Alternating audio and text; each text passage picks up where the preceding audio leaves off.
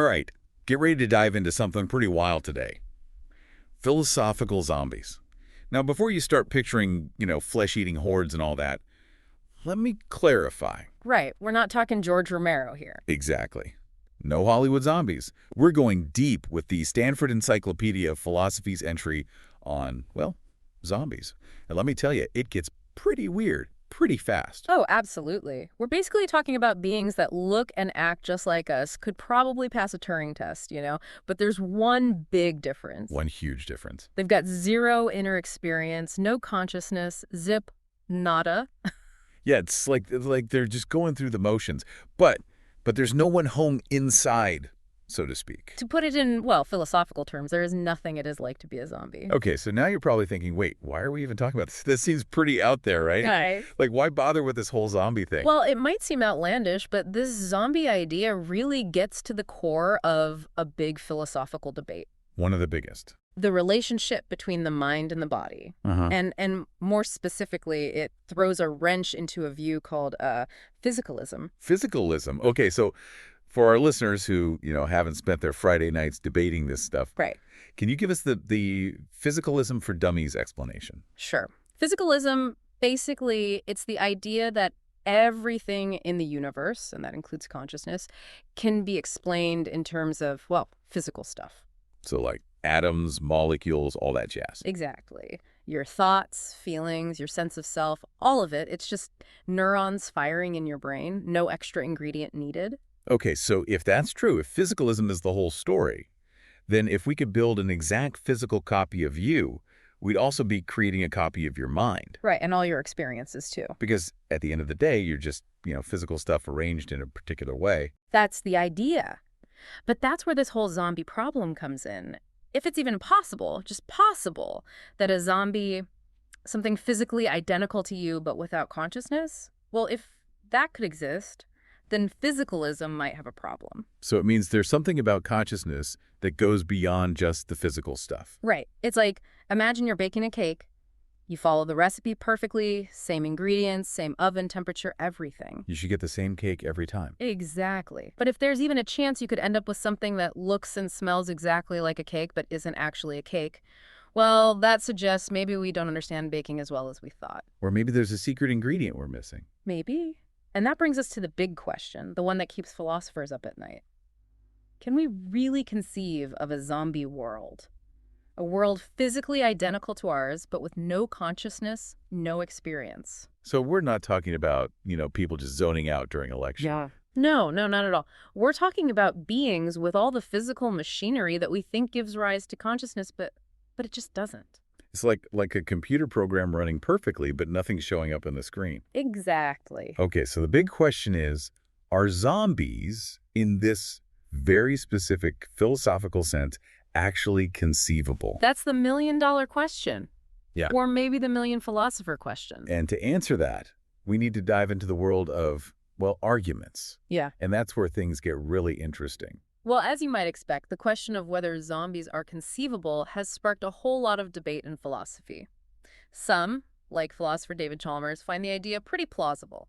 After all, we don't seem to bump into any logical contradictions when we try to picture, a zombie in our minds. It's like trying to explain the color red to someone who's been blind their whole life. There's no logical reason they couldn't see red, but how do you even begin to bridge that gap?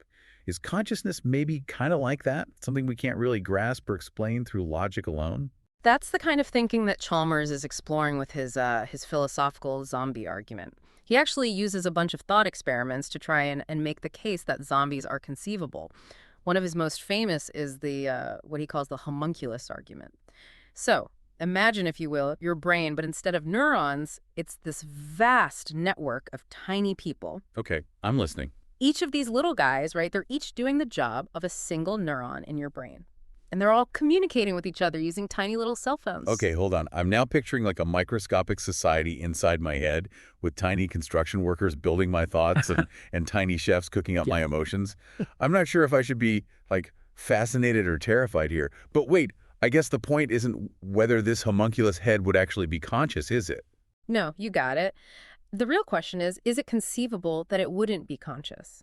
Could this whole complex system of tiny people, doing all the things your brain does, processing information, controlling your body, even having this very conversation, could they do all that with zero conscious experience? And if so, what is it about regular neurons that supposedly guarantees consciousness? So if we can imagine a brain made of tiny people that isn't conscious, then why not a regular brain that's also not conscious? That definitely seems like a strange possibility, but not necessarily a logically impossible one. Right. And that's really the heart of the argument for zombie conceivability. If we can imagine it clearly without hitting any logical roadblocks, then it's got to be possible on some level. But of course, like with everything in philosophy, there's a whole other side to this story. Okay, hit me. Bring on the counter arguments. I'm ready for round 2 of this philosophical showdown.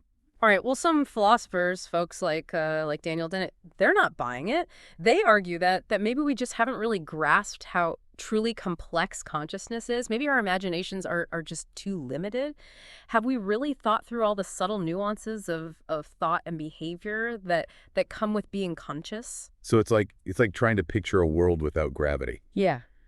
Yeah, we can imagine things floating around and stuff, but have we really sat down and thought about what that would mean for like the entire universe? Maybe some things are just too big for our little brains to fully wrap themselves around. That's one way to think about it. Another counterargument comes from the idea of functionalism. This is the view that what makes a mental state what it is its function, how it causes and is caused by other mental states, and how it leads to behavior.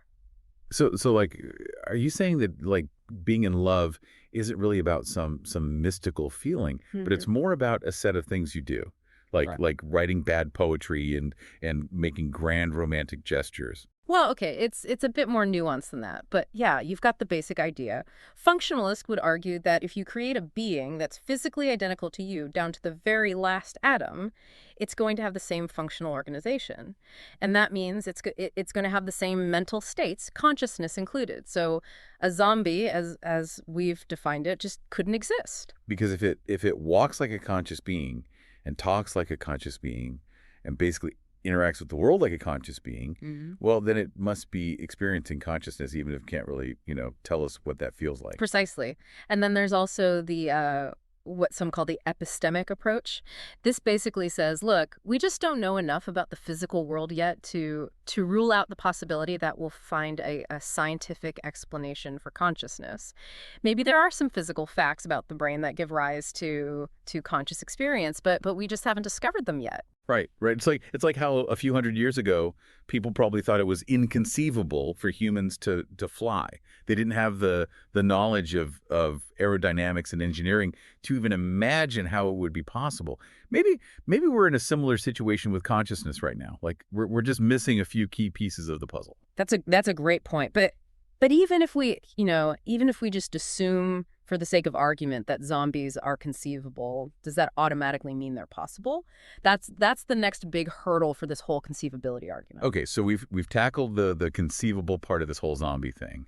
Now it's time to grapple with the possible side of the equation. What are the arguments for and against, conceivability actually implying possibility? Well, some philosophers, they draw a distinction between what we can, know or imagine, what they call epistemic notions, and what could actually exist, which are metaphysical notions. They would argue that even if we can conceive of something, like a zombie, that doesn't necessarily mean that it could actually exist in reality. So it's kind of like me imagining winning the lottery. I can picture it happening, vividly and everything, but that doesn't actually change the fact that the odds are, totally stacked against me. My lack of knowledge about statistics doesn't magically make me a winner. Exactly. And to make things even more, well, complex, philosophers also distinguish between different types of possibility. Like something might be logically possible, meaning it doesn't break any rules of logic, but it could still be metaphysically impossible, meaning it couldn't actually exist in any possible world. So something could make perfect sense in theory, but still be a no-go in reality. That's kind of wild. It is. And for physicalism to be true, zombies would have to be metaphysically impossible, even if they seem logically conceivable, which means there's still room for debate. My brain is starting to feel like that homunculus head we talked about earlier. Lots of activity, but Not sure if it's adding up to anything meaningful. Don't worry, we're wading through some pretty deep philosophical waters here. Another concept that's important in this whole discussion is what's called a posteriori necessity. Ah, yes, a posteriori necessity. That's the idea that some truths are necessary. They couldn't have been any other way, but we can only figure them out through experience, not through, pure logic. Like the fact that water is H2O. Exactly. And some philosophers believe that the relationship between the physical and the mental might be one of these a posteriori necessities. Even if we can imagine them as separate things, that might just be because of, our limited knowledge right now. So it's like back in the day when people could imagine water being, something other than H2O because they hadn't discovered the chemical formula yet. Maybe we're doing something similar with consciousness. We're imagining it as separate from the physical because we haven't uncovered the true connection yet. That's the idea. And it leads to the suggestion that maybe the way we think about conscious experience, using what philosophers call phenomenal concepts, maybe that's actually leading us astray. So our phenomenal concepts, the way we grasp the feeling of experiences, they might be tricking us into thinking there's a gap between the mind and the body when at a fundamental level there isn't. It's like our concepts are casting shadows that we mistake for real entities. That's a great way to put it. And if that's the case, then zombies might be conceivable in our minds, but not actually possible in reality. Which would leave the door open for physicalism to be true. All right, so we've explored these arguments for and against the possibility of zombies, even if we can't definitively say whether or not they actually exist. What are some of the broader implications of this whole zombie idea? Well, one of the biggest implications is the challenge it opposes to our understanding of mental causation. If the physical world is a closed system where everything is caused by physical events, then how can our thoughts and feelings, which supposedly aren't physical, how can they have any real impact on our actions? So you're saying that like my conscious decision to reach for that second slice of pizza is actually an illusion. Yeah. My brain and body were already on autopilot, headed straight for that pizza, regardless of what my conscious mind was thinking. That's one way to interpret it. If zombies are possible, it really throws this whole idea of free will and conscious control into question. It suggests that consciousness might just be a side effect, a passenger along for the ride, but not actually in control of the wheel. Which is a pretty unsettling thought, considering how much we value our ability to make choices. Makes you wonder, like, what's even the point of consciousness if it doesn't actually do anything. And that brings us to another fascinating implication. The evolutionary function of consciousness. If it's possible for a being to be just as smart and successful without consciousness, then why did it evolve in the first place? What evolutionary advantage does it actually provide? Right. It's like why develop the ability to feel pain if you can just as easily avoid dangerous situations without it. Seems like a pretty big evolutionary investment for something that might not be essential.